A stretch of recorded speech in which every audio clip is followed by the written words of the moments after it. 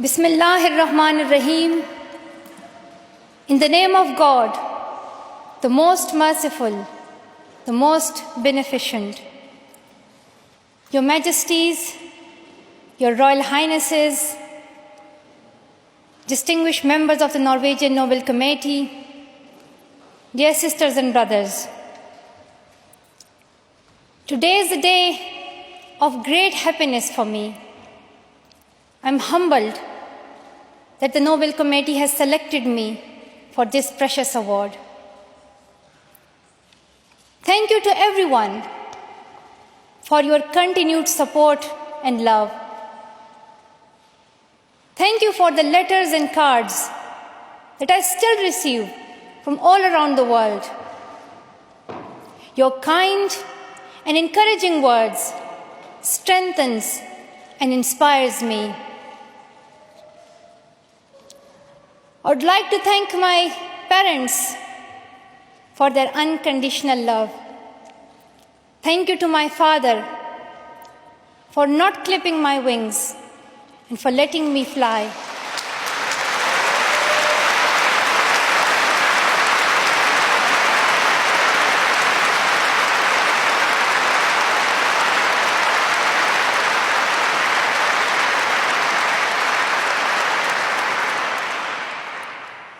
Thank you to my mother for inspiring me to be patient and to always speak the truth, which we strongly believe is the true message of Islam. And also, thank you to all my wonderful teachers who inspired me to believe in myself and be brave. I'm proud. Well, in fact, I'm very proud to be the first Pashtun, the first Pakistani, and the youngest person to receive this award.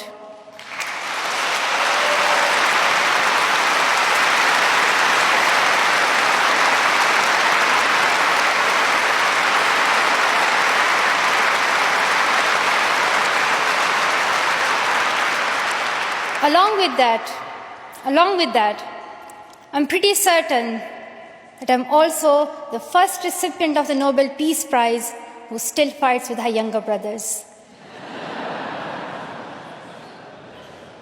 I want there to be peace everywhere, but my brothers and I are still working on that.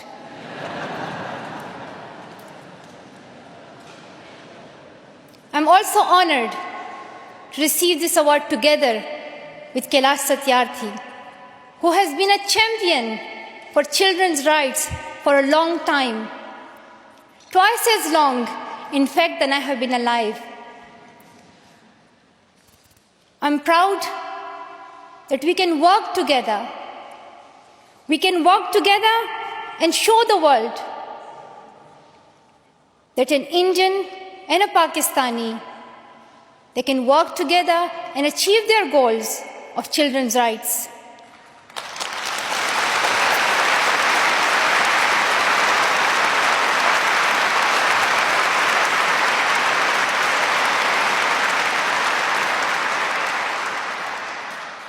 Dear brothers and sisters, I was named after the inspirational Malala of Maiwand, who is the Pashtun Joan of Arc.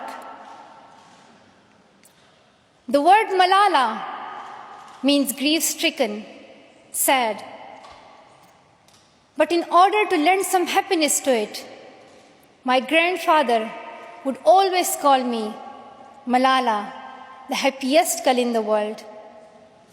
And today, I'm very happy that we are together fighting for an important cause. This award is not just for me. It is for those forgotten children who want education. It is for those frightened children who want peace.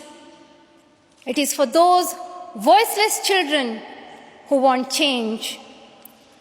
I'm here to stand up for their rights, to raise their voice, It is not time to pity them. It is not time to pity them. It is time to take action. So it becomes the last time. The last time. So it becomes the last time that we see a child deprived of education.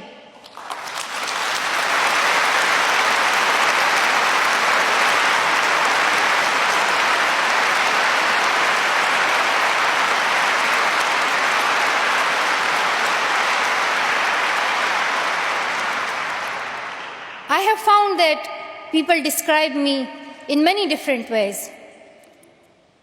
Some people call me the girl who was shot by the Taliban, and some the girl who fought for her rights. Some people call me a Nobel laureate now. However, my brothers still call me that annoying bossy sister. As far as I know, I'm just a committed and even stubborn person who wants to see every child getting quality education, who wants to see women having equal rights, and who wants peace in every corner of the world.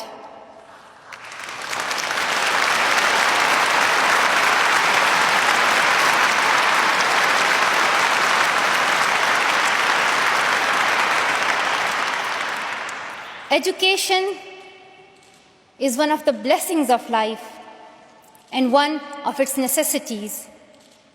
That has been my experience during the 17 years of my life. In my paradise home, Swat, I always loved learning and discovering new things. I remember when my friends and I would decorate our hands with henna on special occasions. And instead of drawing flowers and patterns, we would paint our hands with mathematical formulas and equations. We had a thirst for education. We had a thirst for education because our future was right there in that classroom. We would sit and learn and read together. We loved to wear neat and tidy school uniforms. And we would sit there with big dreams in our eyes. We wanted to make our parents proud and prove that we could also excel in our studies and achieve those goals which some people think only boys can. But things did not remain the same. When I was in Swat, which was a place of tourism and beauty, suddenly changed into a place of terrorism. I was just 10, that more than 400 schools were destroyed. Women were flogged. People were killed. And our beautiful dreams turned into nightmares. Education went from being a right to being a crime. Girls were stopped from going to school. When my world suddenly changed, my priorities changed too. I had two options. One was to remain silent and wait to be killed. And the second was to speak up and then be killed. I chose the second one. I decided to speak up.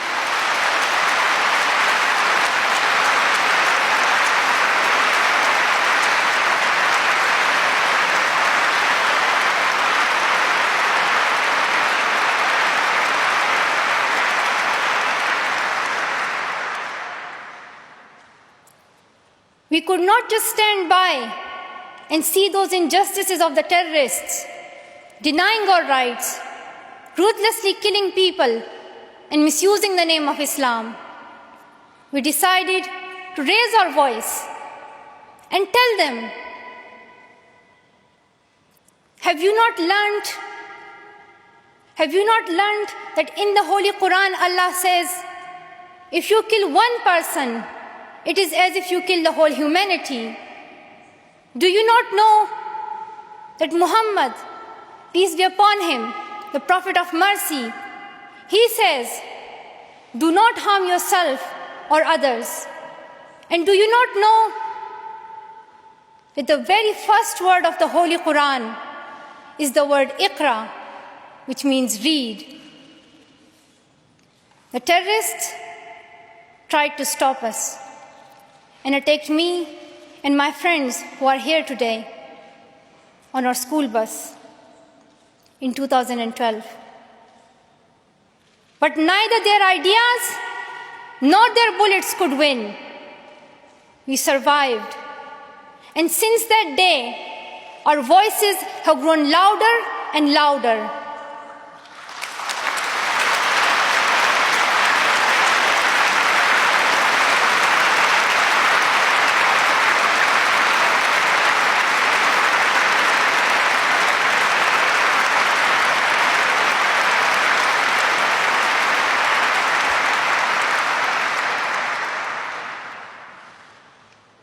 I tell my story not because it is unique, but because it is not.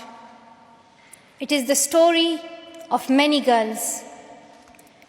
Today, I tell their stories too. I have brought with me some of my sisters from Pakistan, from Nigeria, and from Syria who share this story. My brave sisters, Shazia and Kainat, who were also shot that day on our school bus, but they have not stopped learning. And my brave sister, Kainat Somro, who went through severe abuse and extreme violence. Even her brother was killed, but she did not succumb. Also my sisters here, whom I have met during my Malala Fund campaign. My 16-year-old courageous sister, Mozoon, from Syria, who now lives in Jordan as a refugee. And she goes from tent to tent, encouraging girls and boys to learn. And my sister, Amina, from the north of Nigeria, where Boko Haram threatens and stops girls and even kidnaps girls just for wanting to go to school. Though I appear as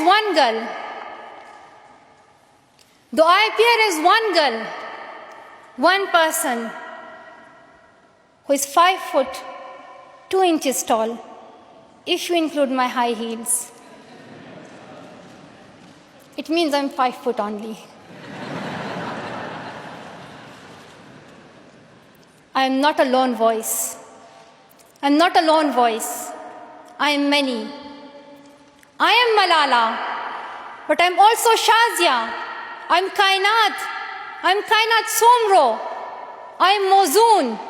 I am Amina. I am those 66 million girls who are deprived of education. And today, I'm not raising my voice. It is the voice of those 66 million girls.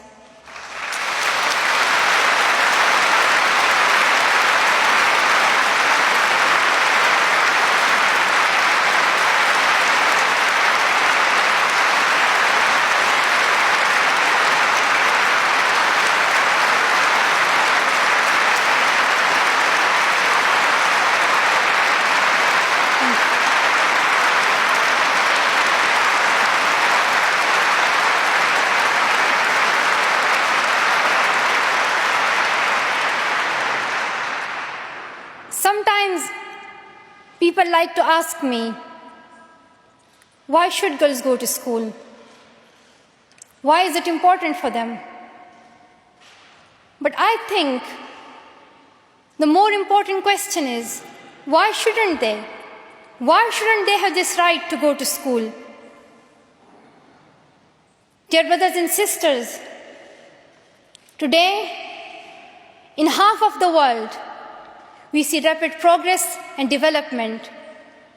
However, there are many countries where millions still suffer from the very old problems of war, poverty, and injustice. We still see conflicts in which innocent people lose their lives and children become orphans. We see many people becoming refugees in Syria, Gaza, and Iraq. In Afghanistan, we see families being killed in suicide attacks and bomb blasts. Many children in Africa do not have access to education because of poverty. And as I said, we still see girls who have no freedom to go to school in the north of Nigeria. Many children in countries like Pakistan and India, as Kailash Satyarthi mentioned, many children, especially in India and Pakistan, are deprived of their right to education because of social taboos, or they have been forced into child marriage or into child labor. One of my very good school friends, the same age as me, who has always been bold and confident girl, dreamed of becoming a doctor. But her dream remained a dream. At the age of 12, she was forced to get married. And then soon, she had a son. She had a child when she herself was a child, only 14. I know that she could have been a very good doctor, but she couldn't because she was a girl. Her story is why I dedicate the Nobel Peace Prize money to the Malala Fund to help give girls quality education everywhere, anywhere in the world, and to raise their voices. The first place this funding will go to is where my heart is, to build schools in Pakistan, especially in my home of Swat and Shangla.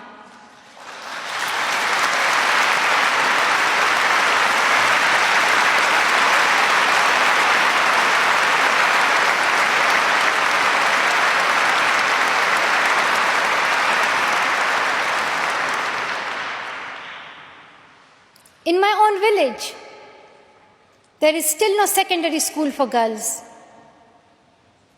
And it is my wish and my commitment, and now my challenge, to build one so that my friends and my sisters can go there to school and get quality education, and they get this opportunity to fulfill their dreams. This is where I will begin, but it is not where I will stop. I will continue this fight until I see every child in school. Dear brothers and sisters, great people who brought change, like Martin Luther King and Nelson Mandela, Mother Teresa and Aung San Suu Kyi, once stood here on this stage. I hope the steps that Kailash Satyarthi and I have taken so far and will take on this journey will also bring change, lasting change.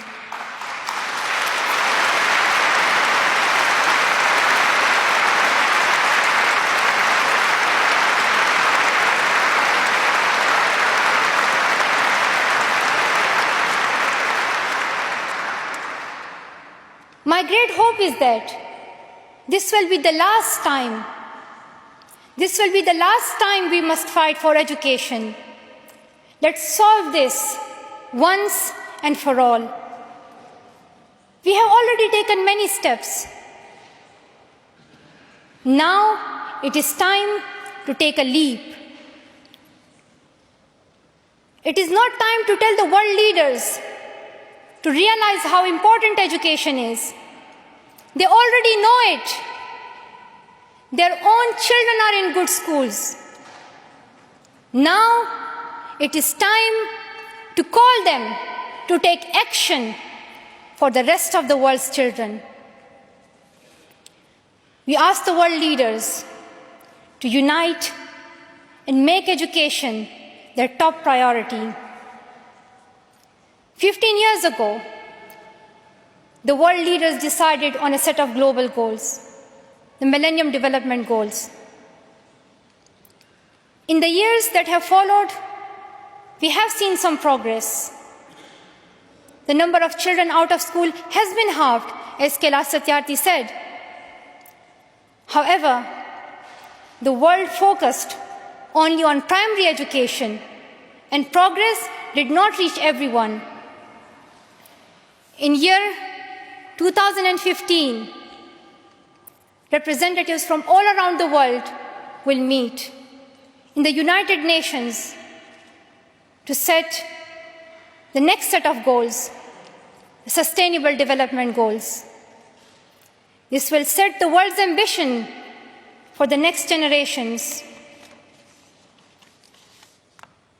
The world can no longer accept that basic education is enough. Why do leaders accept that for children in developing countries, only basic literacy is sufficient when their own children do homework in algebra, mathematics, science, and physics? Leaders must seize this opportunity to guarantee a free, quality, primary and secondary education for every child.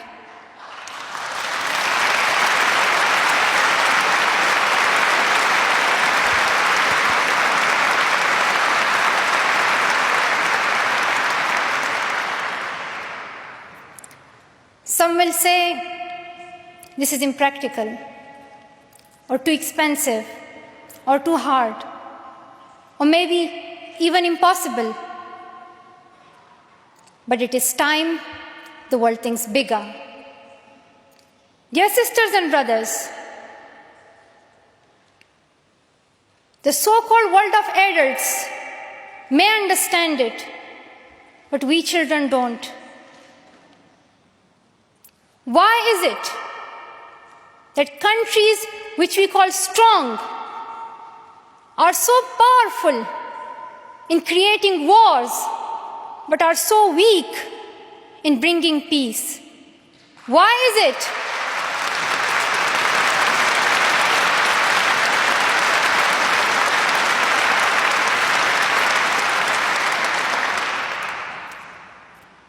Why is it that giving guns is so easy, but giving books is so hard?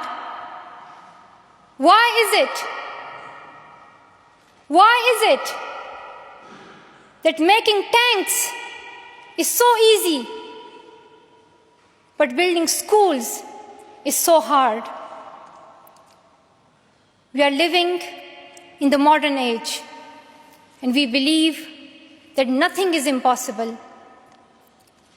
We have reached the moon 45 years ago, and maybe we'll soon land on Mars. Then, in this 21st century, we must be able to give every child quality education. Dear sisters and brothers, dear fellow children, we must work, not wait. Not just the politicians and the world leaders, We all need to contribute. Me, you, we. It is our duty. Let us become the first generation to decide to be the last. Let us become the first generation that decides to be the last, that sees empty classrooms, lost childhoods, and wasted potentials. Let this be the last time that a girl or a boy spends their childhood in a factory. Let this be the last time that a girl is forced into early child marriage. Let this be the last time that a child loses life in war. Let this be the last time that we see a child out of school. Let this end with us. Let's begin this ending together, today, right here, right now. Let's begin this ending now. Thank you so much. Thank you.